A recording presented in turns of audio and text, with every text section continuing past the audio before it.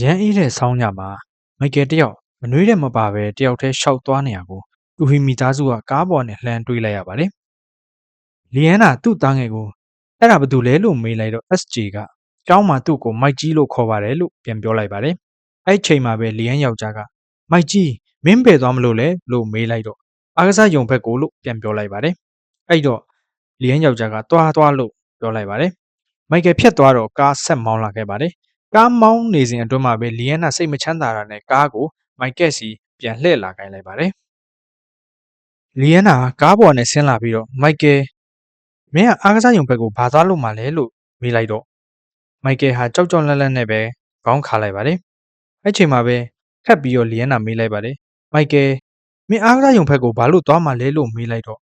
မိုက်ကယ်ကဘာလို့လဲဆိုတော့အားကစားယုံမှာနှွေးလို့ပါလို့ပြန်ဖြေလိုက်ပါတယ်။လီယန်နာမိုက်ကယ်ကိုကြည့်ပြီးတော့တနာသွားပြီးမိုက်ကယ်ကိုသူ့အိမ်ကိုခေါ်လာဖို့ဆုံးဖြတ်လိုက်ပါတယ်။လီယန်တို့မိသားစုရဲ့အိမ်ကိုရောက်တော့ရန်ခမ်းထားတဲ့လီယန်တို့ရဲ့အိမ်ကိုကြည့်ပြီးတော့မိုက်ကယ်ဟာစွန့်အားနေခဲ့ပါတယ်။သူ့သမီးကိုလည်းမိုက်ကယ်နဲ့မိတ်ဆက်ပေးလိုက်ပါတယ်။အဲ့နောက်လီယန်နာမိုက်ကယ်ကိုအိတ်ဖို့အတွက်အိပ်ယာကိုဆိုဖာပေါ်မှာပြင်ပေးလိုက်ပါတယ်။ဘဝမှာဒီလိုနှွေးထွေးမှုမျိုးတစ်ခါမှမရဘူးတဲ့မိုက်ကယ်အတွက်တော့ဒီလိုဂရုစိုက်ပေးမှုတွေဟာထူးဆန်းနေခဲ့ပါတယ်။အဲ့ရတဲ့ရောက်တော့လီယန်ဟာသူ့ရဲ့လှုပ်ဆောင်ချက်ကမှန်လားမှားလားဆိုတာကိုမသိတော့ကြောင်းသူ့ယောက်ျားကိုမေးလိုက်တော့သူ့ယောက်ျားကလည်းမင်းအကောင်းဆုံးလုပ်ခဲ့တာပဲလို့ပြန်ပြီးတော့လီယန်ကိုနှစ်သိမ့်လိုက်ပါတယ်။မနက်ခေတ်ရနိုးတော့လီယန်ဟာမိုက်ကယ်ကိုလိုက်ရှာကြည့်တော့တက်ရွခင်းထားတဲ့စောင်လေးတစ်ထည်သာတွေ့တော့မိုက်ကယ်ကိုအော်ခေါ်ပြီးလိုက်ရှာနေခဲ့ပါတယ်။အဲ့ဒီချိန်မှာပဲမိုက်ကယ်ဟာအိမ်ပြင်ဘက်ရောက်နေတာတွေ့တော့အော်ခေါ်ပြီးတော့မိုက်ကယ်စီပြေးလာခဲ့ပါတယ်။အဲ့နောက်မိုက်ကယ်မင်းဘယ်သွားမလို့လဲလို့မေးလိုက်တော့မိုက်ကယ်ကမသိဘူးလို့ပြန်ပြောလိုက်ပါတယ်။မင်းမိသားစုတွေနဲ့အတူကျေးဇူးတော်နေ့ကိုမကျင်းပဘူးလားလို့လီယန်ကမေးလိုက်ပြီးတော့မိုက်ကယ်ကိုအိမ်ကိုပြန်ခေါ်လာခဲ့ပါတယ်။စားစရာများပြင်ဆင်ကျွေးမွေးတဲ့အခါမှာလဲဒီလိုမျိုးတစ်ခါမှမကြုံဘူးတဲ့မိုက်ကယ်တယောက်အတွက်ကြောင်အားနဲ့ရက်ကြည့်နေခြင်းအတွင်းမှာပဲလီအန်ရဲ့သမီးကပကံတစ်ချက်ပေးလိုက်ပါတယ်။ပကံတစ်ချက်နဲ့စားစရာများထည့်ပြီးတဲ့နောက်မိုက်ကယ်တယောက်တည်းမိသားစုစပွဲဝိုင်းမှာထိုင်နေတာကိုတွေ့တော့လီယန်တယောက်ဟာစိတ်မကောင်းဖြစ်သွားပြီးတော့သူတို့မိသားစုစားတောက်နေတဲ့အချိန်ကြည့်နေတဲ့ TV ကိုပိတ်လိုက်ပြီးတော့သူ့မိသားစုဝင်အားလုံးကိုစပွဲဝိုင်းကိုခေါ်လာခဲ့လိုက်ပါတယ်။အဲ့ဒီနောက်ကျေးဇူးတော်နေ့ကိုချီးမွမ်းရင်းဆုတောင်းကြပြီးတော့မိုက်ကယ်နဲ့အတူတူစားတောက်ခဲ့ကြပါတယ်။စားတောက်နေစဉ်အတွင်းမှာပဲလီယန်နာမိုက်ကယ်ကိုကဲခတ်ကအဝတ်စားကိုဘယ်လိုဝတ်ရမလဲဆိုတာကိုမင်းကိုတင်ပြပေးရအောင်မယ်မိုက်ကယ်လို့ပြန်ပြောလိုက်တော့တားငယ် SJ ကရီလိုက်ပါတယ်။အဲ့ဒါနဲ့ပဲမိုက်ကယ်ကိုအဝတ်စားဆိုင်ခေါ်သွားပြီးတော့စိုက်အကြီးဆုံးတွေကိုပြခိုင်းလိုက်ပါတယ်။တရားလုံးမိုက်ကယ်နဲ့အဆင်မပြေတော့သူကစိုက်ကြီးတဲကရမှာမဟုတ်ဘူးစိုက်အလွန်တဲကကြည်မှရမှာလို့ပြန်ပြောလိုက်ပြီးထွက်သွားလိုက်ပါတယ်။အဲ့နောက်အဝတ်စားတွေကိုလိုက်ကြည့်ရင်မိုက်ကယ်ကလည်းသူ့အကြိုက်တွေ့တော့ပြုံးပျော်ပြီးတော့ပီတိဖြစ်နေခဲ့ပါတယ်။ဘွားစရာမရှိတဲ့မိုက်ကယ်တယောက်ဟာနောက်နေ့မှလဲလီယန်တို့အိမ်မှာအိတ်တော့အိယာပြင်ပေးနေတဲ့လီယန်ကိုစိုက်ကြည့်နေရလီယန်ကဘာလဲလို့မေးလိုက်ရဒါမျိုးတစ်ခါမှမရဘူးလို့ပြောလိုက်တော့လီယန်ကကိုပိုင်အခန်းလားလို့မိုက်ကယ်ကိုပြန်မေးလိုက်ပါတယ်။မိုက်ကယ်ကမဟုတ်ဘူးတော်တခင်းစာအိယာပါလို့ပြန်ပြောလိုက်တော့လီယန်ဟာစိတ်မကောင်းဖြစ်သွားရပြန်ပြီးတော့မင်းအခုရသွားပြီလေမိုက်ကယ်လို့ပြန်ပြောရင်းထွက်သွားခဲ့ပါတယ်။အဲ့နောက်လီယန်ဟာသူ့အခန်းထဲမှာတယောက်တည်းစိတ်မကောင်းဖြစ်နေခဲ့ပါတယ်။လီယန်နဲ့သူ့မိသားစုတွေရဲ့ဂရုစိုက်မှုတွေကြောင့်မိုက်ကယ်ဟ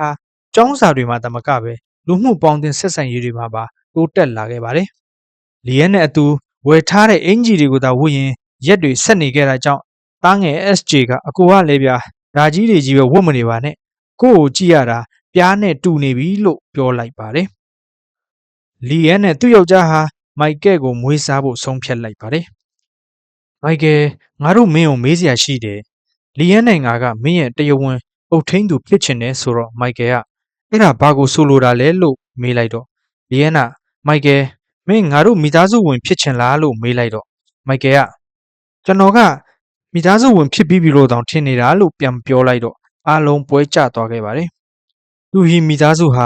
ာမိုက်ကယ်ကိုမိသားစုဝင်အထိတ်မှတ်အနေနဲ့ track ကားတစ်စီးလက်ဆောင်ဝယ်ပေးလိုက်ကြပါတယ်။အားကစားမှာထိုးချင်တဲ့မိုက်ကယ်ဟာလီအန်ကုံယူရတဲ့သားတစ်ယောက်ဖြစ်လာခဲ့ပါတယ်။မိုက်ကယ်ရဲ့ပွဲတိုင်းကိုမှတ်တမ်းတင်ထားတတ်တဲ့ SJ ကလည်းမိုက်ကယ်ရဲ့အကောင်းဆုံးသောပွဲကိုမှတ်တမ်းတင်ထားကဘောလုံးနီးပြများကိုပို့ပေးလိုက်တော့ လူသစ်ရှာဖွေနေကြတဲ့အသင်းတွေနဲ့နီးပြတွေကတော့မိုက်ကယ်ကိုသူနဲ့ကအပြိုင်ပိုင်ဆိုင်နိုင်ဖို့အတွက်စူးစမ်းလာခဲ့ပါတယ်။အားကစားမှာသာထူးချွန်နေပေမဲ့တန်းပညာမှာလိုအပ်ချက်တွေရှိနေသေးတာကြောင့်လီယန်နဲ့သူ့ယောက်ျားဟာမိုက်ကယ်အတွက်ခေါင်းခဲနေကြရပြန်ပါတယ်။အဲဒါကြောင့်လီယန်ဟာမိုက်ကယ်အတွက်တီးတက်ဆရာမမစ်ဆူကိုငှားလိုက်ပါတယ်။မစ်ဆူဟာမိုက်ကယ်အခြေအနေဘယ်လိုလဲလို့မေးလိုက်တော့လီယန်က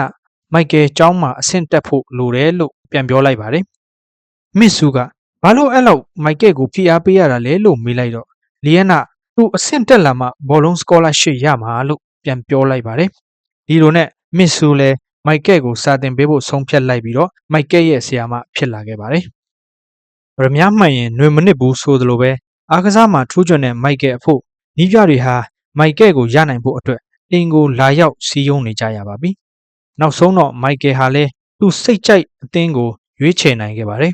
။ပညာရေးပိုင်းမှာနောက်ထပ်လိုအပ်ချက်တွေရှိနေတဲ့မိုက်ကယ်အတွက်လီယန်ဟာမိုက်ကယ်ရဲ့ဆရာနဲ့တွေ့ဆုံခဲ့ရပြန်ပါတယ်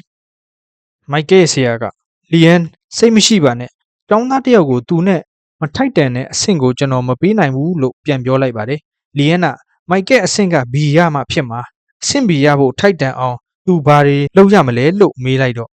ဆရာက